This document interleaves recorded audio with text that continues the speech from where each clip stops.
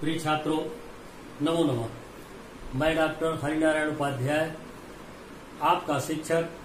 विद्यार्थी ऑनलाइन पढ़ेंगे और बढ़ेंगे शैक्षिक चैनल पर आप सबका हार्दिक स्वागत करता हूं। जैसा कि हम सब लोगों को यह ज्ञात है कि वर्तमान समय में एक वैश्विक महामारी से हम लोग जूझ रहे हैं, जिसके कारण कक्षाओं में पठन पाठन का कार्य नहीं संपन्न हो रहा है। हम लोग ऑनलाइन शिक्षण का कार्य संपन्न कर रहे हैं। उसी श्रृंखला में आज हमने तत्पुरुष समास पढ़ाने का कार्यक्रम बनाया है। जैसा कि आप लोग जानते हैं, पिछली कक्षा में हम लोगों ने समास किसे कहते हैं, समास की व्युत्पत्ति कैसे होती है और अव्ययी भाव समास किसे कहते हैं, इसका अध्ययन कर चुके हैं। आज हम तत्पुरुष समास का अध्ययन करेंगे। सबसे पहले हम आपको इसकी परिभाषा बताना चाहते हैं, जिसे संस्कृत में बहुत अच्छे ढंग से व्याख्यायित किया गया है। एक सूत्र है, प्रायेण उत्तर पदार्थ प्रधाना तत्पुरुषः समासः। प्रायेण का तात्पर्य है 99%। आप ये मान करके चलिए कि उत्तर पद का अर्थ जब प्रधान होता है तब वहां तत्पुरुष समास होता है। इसके पहले हम लोगों ने अव्ययी भाव समास में पढ़ा था कि अव्ययी भाव समास का जो प्रथम पद होता है वह अव्यय होने के कारण और अर्थ प्रधानता के कारण प्रमुख माना जाता है, और उसे हम कहते हैं कि वो, दूसरे शब्दों में कह सकते हैं कि वो प्रधान होता है। तो पूर्व पद प्रधान जहां होता है, उत्तर पद गौण होता है, वहां तो अव्ययी भाव समास होता है। और ठीक इसका उल्टा का तात्पर्य है कि यहां पर तत्पुरुष समास में उत्तर पद का अर्थ प्रधान हो जाता है, अर्थात अव्ययी भाव में पूर्व पद की अगर प्रमुखी चली है, व्यवहारिक जीवन से समझ लें, वो प्रमुख बने रहे तो ठीक है, बने रहे। लेकिन अब तत्पुरुष समास में किसका राज चलेगा? उत्तर पद का अर्थ प्रधान होने के कारण उत्तर पद प्रधान होगा और प्रमुख पद जो पूर्व पद था वह गौण हो जाएगा। आइए हम हिंदी में तत्पुरुष समास की परिभाषा आपको बताते हैं। तत्पुरुष समास वह समास है जिसका उत्तर पद प्रधान होता है तथा विभक्ति का लोप हो जाता है। जो विभक्ति रहती है उसका लोप हो जाता है और प्रधानता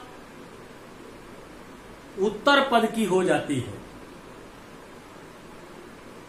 हमने आपको दो पद बताया है, एक पूर्व पद बताया है, एक उत्तर पद बताया है।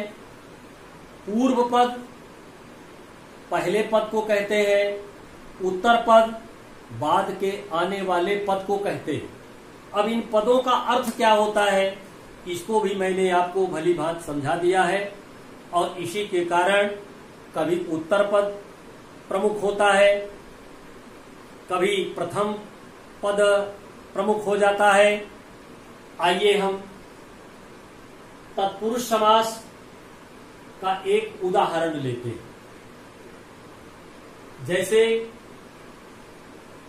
हमने कहा कि यमुना जलम आने, यमुना का जल ले आइए। इसका तात्पर्य यही हुआ कि यमुना का जल ले आइए। तो अब यमुना के और जल दो पद हैं, एक यमुना है और एक जल है। आने जो है वो क्रिया है, क्रिया है। इस क्रिया से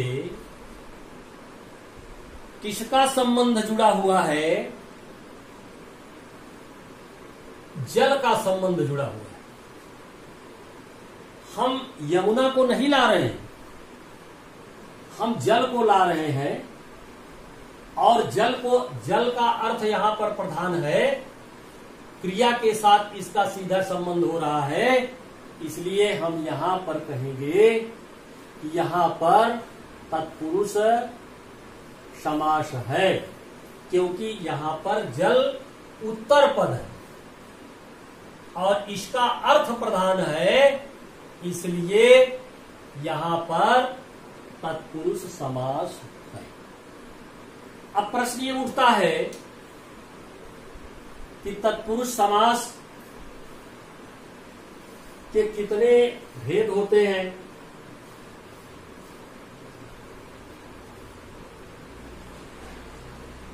तत्पुरुष समास के प्रमुख रूप से दो भेद किए गए। यहां पर एक है समानाधिकरण तत्पुरुष और दूसरा है व्यधिकरण तत्पुरुष। प्रमुख रूप से दो ही भेद हैं तत्पुरुष समास के। महर्षि पाणिनि ने एक समास को तो अपने व्याकरण में स्थान ही नहीं दिया, कहा समास तो केवल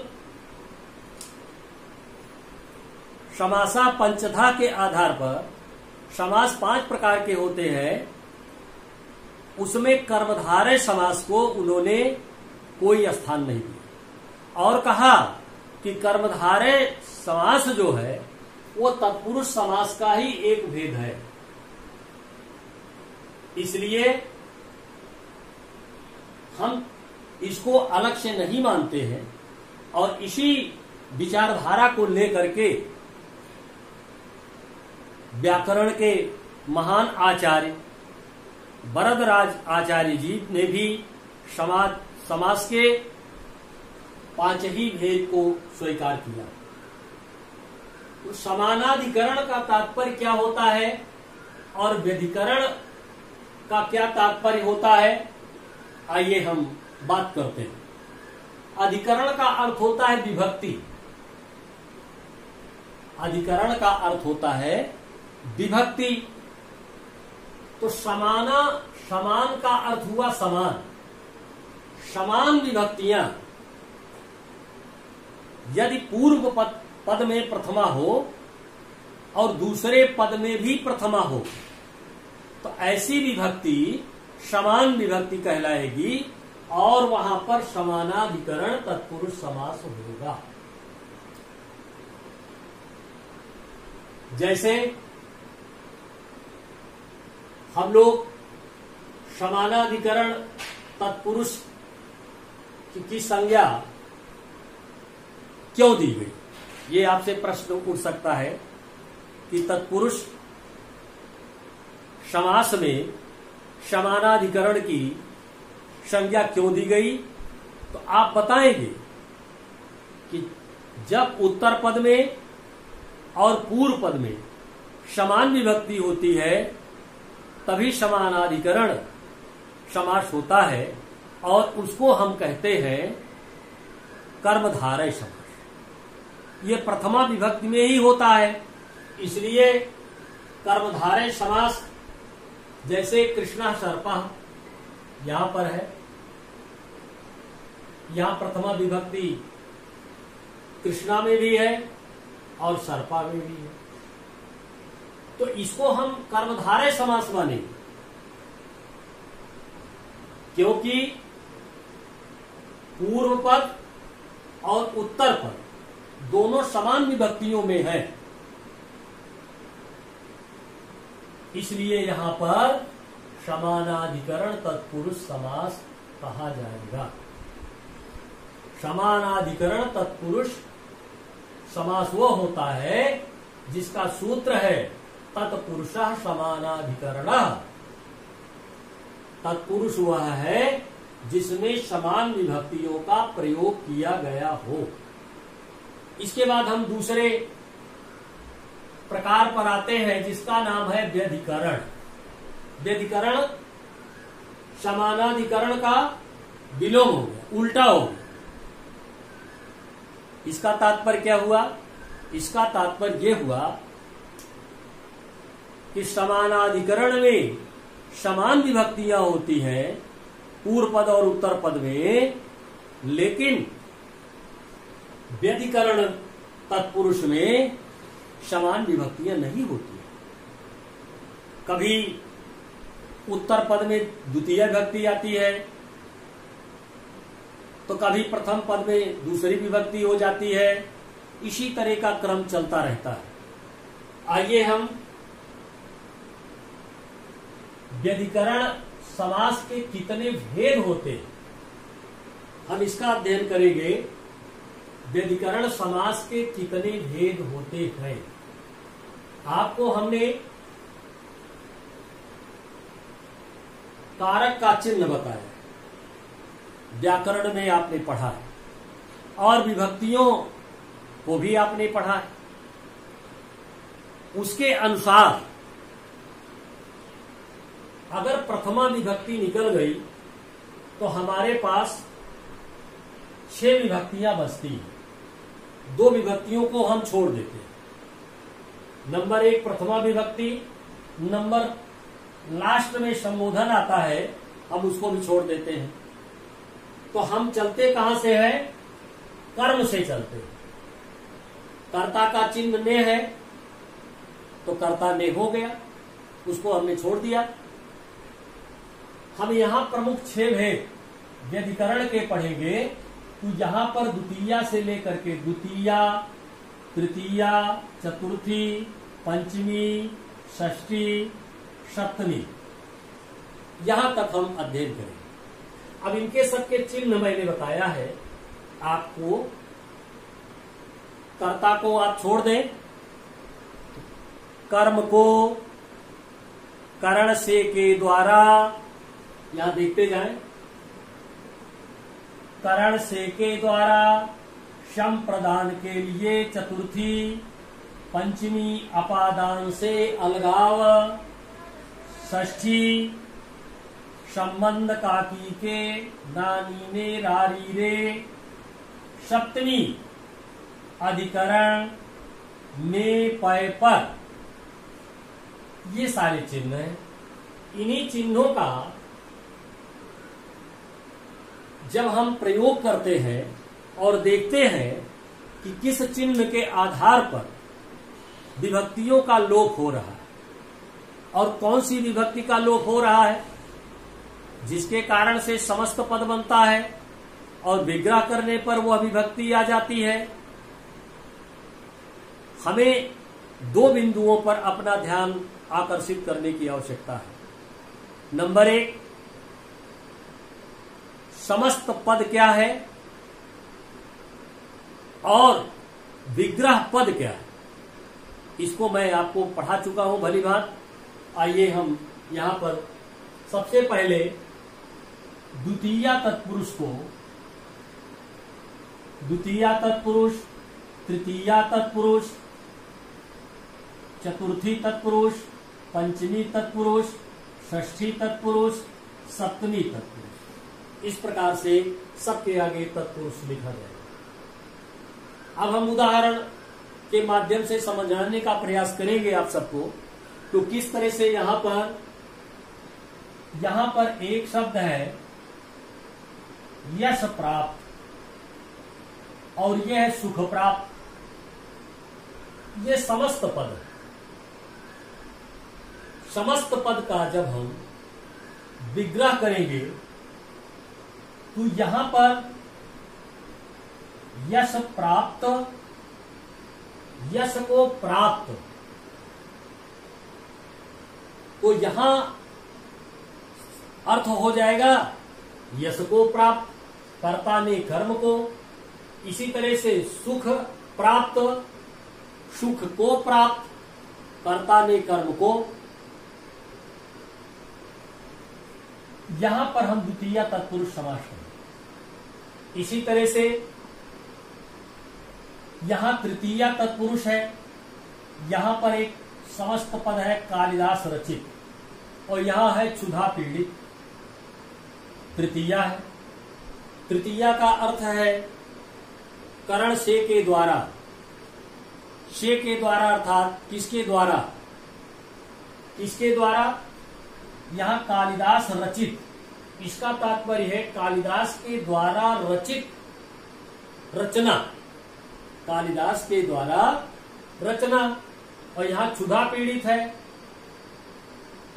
क्षुधा पीड़ित, क्षुधा के द्वारा पीड़ित, यानी भूख से पीड़ित। यहां फिर हम चतुर्थी विभक्ति में आएंगे, जिसका अर्थ होता है श्रम प्रदान के लिए, श्रम प्रदान के लिए यज्ञशाला। एक में दोनों शब्द हैं, समस्त पद हैं, इनका विग्रह करेंगे तो हो जाएगा यज्ञ के लिए शाला, यज्ञ के लिए बना हुआ स्थान, यज्ञशाला। और यहां मालगाड़ी, माल के लिए गाड़ी, माल के लिए गाड़ी। इसी तरह से पंचमी विभक्ति को देखें आप, पंचमी विभक्ति में गुणहीन, धनहीन, यहां पर प्रायः देखते होंगे अलगाव का प्रयोग होता है। गुण से हीन, यहां हो जाएगा गुण से हीन, धन से हीन। इसी प्रकार से षष्ठी विभक्ति आती है, षष्ठी विभक्ति में हम संबंध स्थापित करते हैं, और संबंध स्थापित करते हैं तो वहां पर संबंध कारक का चिन्ह आ जाता है। लेकिन यहां विभक्ति का लोप हो गया है, इसलिए लक्ष्मीपति है। अब हम इसको अलग करेंगे तो लक्ष्मी के पति हो जाएगा। इसी तरह से शिव मूर्ति है, एक में है, समस्त पद है, इसका विग्रह करेंगे तो शिव की मूर्ति हो जाएगी। सप्तमी विभक्ति जिसका अधिकरण में पय पर है, विभक्ति का तात्पर्य आप सप्तमी तत्पुरुष से समझिएगा, न कि विभक्ति से समझ लीजिएगा। सप्तमी में, सप्तमी तत्पुरुष में हम गृह प्रवेश यहां पर लिखते हैं। गृह प्रवेश का मतलब घर में प्रवेश, अधिकरण में पय पर। ग्रामवास, ग्राम में निवास। आप बीती, आप पर बीती, अधिकरण में पय पर। इस तरह से विभक्तियों का जब लोप हो जाता है तो दोनों पद आपस में मिल करके या उससे अधिक पद होते हैं तो एक समस्त पद हो जाते हैं। और जब समस्त पद के अतिरिक्त हम उसका विग्रह करते हैं समस्त पद को, तो वहां पर विभक्तियां अलग अलग हो जाती हैं और उनके माध्यम से हम उसका अर्थ जानने का प्रयास करते हैं। इस तरह से मैंने आपको तत्पुरुष समास का अध्ययन कराया, और एक बार मैं पुनः चाहता हूं कि संक्षिप्त रूप से उसकी पुनरावृत्ति कर ली जाए। यहां पर हमने लिखा तत्पुरुष समास, इसका तात्पर्य हुआ कि हम लोग तत्पुरुष समास आज पढ़ेंगे। परिभाषा में मैंने बताया कि तत्पुरुष समास वह समास है जिसमें उत्तर पद प्रधान होता है और पूर्व पद गौड़ हो जाता है। विभक्ति का लोप हो जाता है। पूर्व पद और उत्तर पद दोनों समस्त पद बन जाते हैं। जहां तक प्रधानता की बात है, अव्ययी भाव समास में पूर्व पद का अर्थ हम मान करके चलते थे कि पूर्व पद का जो अर्थ है और पूर्व पद जो है वो प्रधान है, लेकिन यहां पर उसका उल्टा है, उत्तर पद प्रधान है। उत्तर पद की प्रधानता के कारण तत्पुरुष समास में हमने आपको एक उदाहरण देकर के भी बताया था। जैसे कहा कि जमुना जलम आने, तो इसका तात्पर्य है कि यमुना का जल लाइए। तो यहां पर यमुना का अर्थ प्रधान नहीं है, यहां पर जल का अर्थ प्रधान है। आप यमुना नहीं लाएंगे, आप जल लाएंगे। इसी तरह से प्रायण, प्रायण का अर्थ प्रायः संस्कृत में मैंने बताया था कि संस्कृत में प्रायण लिखा गया था। उत्तर पद का अर्थ प्रधान होने के कारण तत्पुरुष समास कहा जाता है, क्योंकि उत्तर पद प्रधान होता है और 99% मैंने बताया। आइए फिर मैंने बताया था कि मुख्य रूप से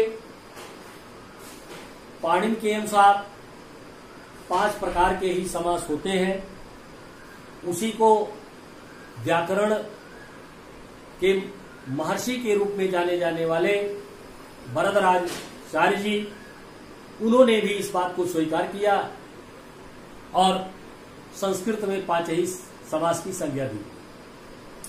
कर्मधारय को उन्होंने संज्ञा माना ही नहीं, इसलिए कि जब समानाधिकरण तत्पुरुष हम यहां पर पढ़ते हैं और व्यधिकरण तत्पुरुष पढ़ते हैं, तो व्यधिकरण तत्पुरुष के अंतर्गत ही यहां द्वितीय विभक्ति से लेकर के सप्तमी विभक्ति तक आती है और विभक्तियों का लोप हो जाता है। यहां पर हम इसको कर्मधारय के रूप में लेते हैं प्रथमा विभक्ति को, इसलिए यहां कृष्णा शर्पा उदाहरण देकर के मैंने बताया कि दोनों में एक ही विभक्ति का प्रयोग हुआ है, इसलिए यहां पर कर्मधारय समास हो गया। तो प्यारे बच्चों, आज हमने आपको तत्पुरुष समास के संदर्भ में